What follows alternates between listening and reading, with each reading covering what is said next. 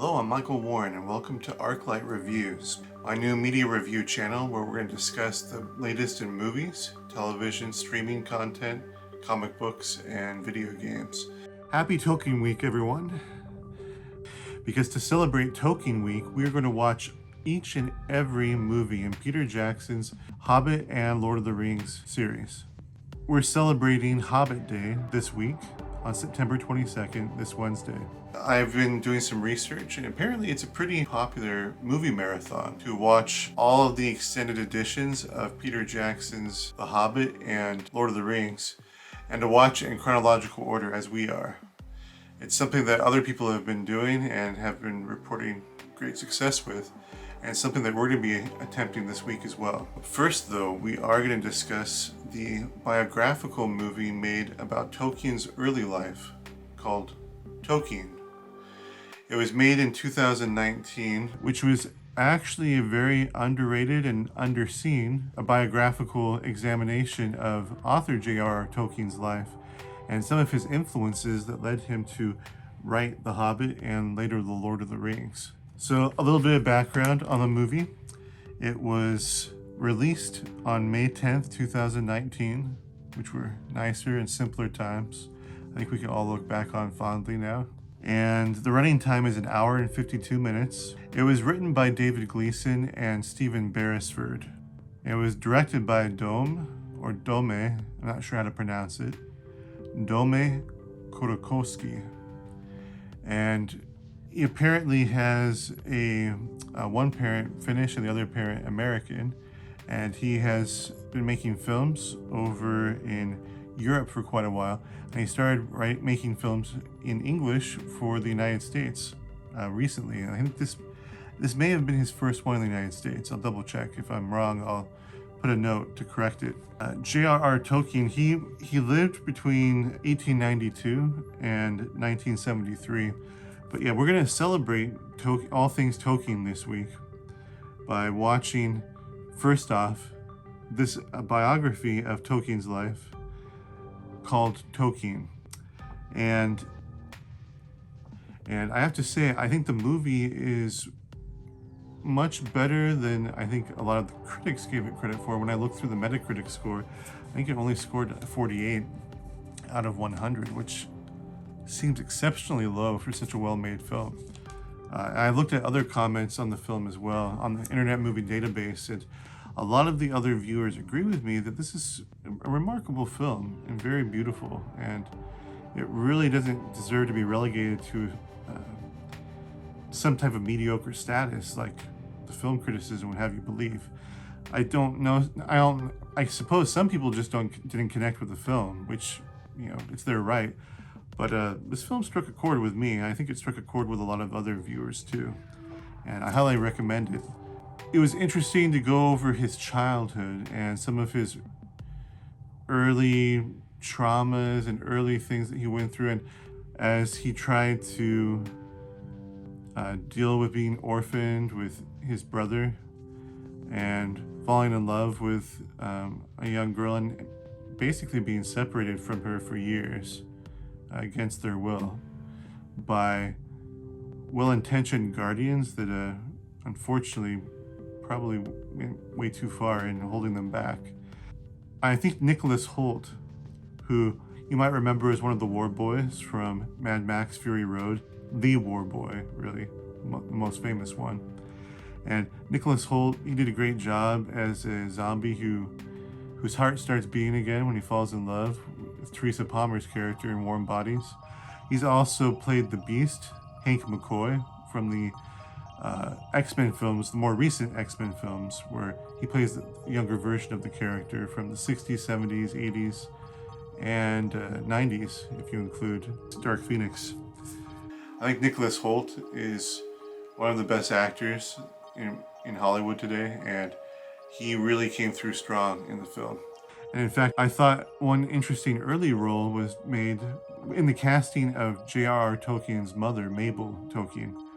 I was very impressed with Laura Donallęy in the role of Mabel Tolkien. I think she brought to the role a sensitivity and charm and verve and vivacity for life, it bleeds through even though she was very ill at the time. And she portrays the illness of Tolkien's mother, I think, very convincingly. And Laura Donallęy really came to my attention because Joss Whedon made that new show called The Nevers, where she plays the main star, Amalia True, or Mrs. True, which was an HBO film, which you can see on HBO Max right now.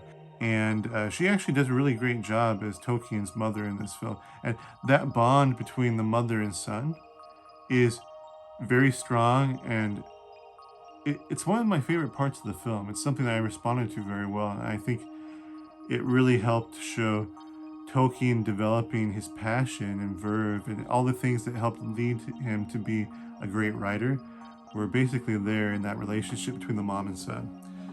Some people might mistake her for a couple of other actresses that actually look very similar to Laura Donallęy, including Kristen Ritter. Laura Donallęy has really impressed me in this film, and I think really helped convey the emotional bond between the mother and son, and how instrumental her love and that bond and relationship with her son really was. All the roles were acted so well. I'm very surprised that this film hasn't caught on faster and sooner with people, especially Lord of the Rings and Hobbit fans. It was very affecting, the whole story, and I think that his journey through childhood and being an orphan and becoming a young man and going to school, and his forming the Tea Club and Barovian Society, the TCBS, with his young schoolmate chums in the preparatory school before going to Oxford with those same friends, was a remarkable story. It was well told. It reminded me a little bit of Stand By Me in those early years of the friends forming their friendship, some of their conflicts, and how they grew up together up until World War I unfortunately separated them through death. And I think one of the things that was beautiful about the film was the Tea Club and Barovian Society, where you see Tolkien develop his childhood friends and connections, finding their way through this preparatory school, preparing themselves for Oxford. And I think that is pretty much the strength, is the core relationship between a young Tolkien with Robert Gilson, Jeffrey Smith, and Christopher Wiseman, who helped form the members of his brotherhood that helped him to appreciate poetry, the arts, literature, and gave him a place to be accepted by his friends. I think the romance between Edith and John Rowland is something that's very understated and subtle, rather than just glamorize and kind of glorify their romance and what they went through in their trials and struggles. I actually think the film did a very good job of being realistic of how these romances and stuff just often don't work out exactly the way that you imagine, and how heartbreaking it can be, and how even after all of these years of pent-up frustration and maybe some bitterness and resentment, that they're able to reconnect and find love with each other again, is one of the most effective elements of the film. And even though the film I wouldn't necessarily categorize as a romance per se, there is a very romantic through line in that story between J.R.R. Tolkien and his wife Edith, and his future, who would eventually be his future wife Edith. People who are looking for a good date movie with someone who wants a good drama. This is actually a pretty solid movie. Although the war scenes and him grappling with his childhood definitely elevates the whole material beyond what you would normally just get in a romance story. Well, one of the things I found really beautiful about the film, besides the acting, which was excellent, and the characterization, which was really well done, was the film had an excellent eye for the period. And in fact, I think some of the World War I scenes were some of the most effective World War I scenes shot. I think when you look at Wonder Woman and other films set during World War I, the war scenes actually stand up pretty well in this film, especially with regards to some of the surreal imagery of him kind of seeing different elements of Lord of the Rings and The Hobbit played out on the battlefield. It turned out surprisingly well, the whole concept, and I think the director pulled it off. And especially that relationship that with the poet Jeffrey Smith and him looking for his friend out in the battlefields and his friend already being dead, and him gathering his friend's poems together and going to his friend Jeffrey's mother and seeing that he didn't have a close relationship, Jeffrey and his mom, the way that Mabel and J.R.R. had when he was a young man, when he was a young boy, before his mother passed away. And I think that was something that was interesting, was that even though Jeffrey Smith had his mother with him, alive, at that stage of his life, really he felt more disconnected from her and was unable to act like himself and be himself with her. And it was a source of almost shame for him to have these poetic leanings still. One of the intriguing aspects of this also romance he has with the Edith character played by Lily Collins, who's actually does a really good job in the film, but her character is a little bit unlikable, I have to say. She comes across as a little bit judgmental of the main character. I think, however, they also do a good job of painting her worldview and what her pathos is, and it does give us a good idea of why J.R.R. Tolkien does fall in love with Edith and lean on her so strongly. And I believe that's one of the beauties of this film, is that nuanced relationship where it doesn't really operate the way a romance is supposed to, in an interesting way. And I do like the whimsical nature of some of their repartee. And I think some of their fun with each other was actually very legitimate. And if anything, though, I do think for the romance being at the center of the marketing campaign for Tolkien, it was a little bit of a misdirect, because the film isn't so much about that romantic relationship as it is about Tolkien really developing his esprit de corps, his brothers in arms in school and later in the actual military. I think each character is so well rounded, of the young children as they become adults and grow into adulthood and eventually go to Oxford with J.R.R. Tolkien. It's very interesting to see Robert Gilson, him going from school bully to kind of bombastic chum that really helps J.R.R. Tolkien get out of his comfort zone and really accept his life. The whole concept of Hellheimer is very interesting, where the warriors, that basically anybody who dies in Norse mythology who doesn't die in battle ends up in Hellheimer, which is kind of like their version of hell in Norse mythology. And the idea of Valhalla, or heaven, being the place where you go if you die in battle, if there's glory to your death. And it was fun for Robert Gilson to help push the other young men in the TCBS to yell Hellheimer whenever they're encountering a situation that would normally be very frightening, and go ahead and putting their all into it. And it's one of the things that I felt even when I was making this channel, because it's a very self-conscious thing to come onto camera and to try to talk to the world. And I kind of feel a little bit of the Hellheimer right now, Hellheimer, and I have to say I think it was inspirational how the young men would urge each other on to do things they would normally be afraid of and get out of their comfort zone and try to do things that were bold and